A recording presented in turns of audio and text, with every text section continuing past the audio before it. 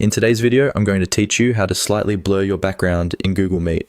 If you want to make your video calls look a little cleaner and more professional without fully hiding what's behind you, the slight blur option in Google Meet is a great choice. It helps reduce distractions in the background while still keeping the focus on you. This can be especially useful during meetings, classes, or any call where you want a more polished appearance.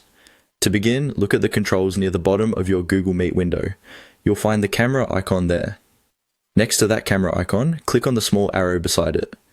This arrow opens additional camera-related options, so if you don't see the blur setting right away, this is a place to start. Once that menu opens, click on Background and Effects.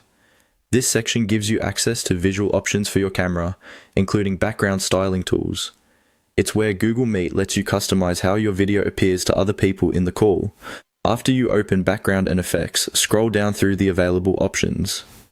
Depending on your device or screen size, the blur settings may not appear immediately, so take a moment to move down until you see the blur choices.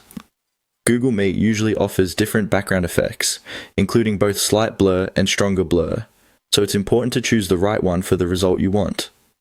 When you find the person icon that indicates slightly blur background, click on it.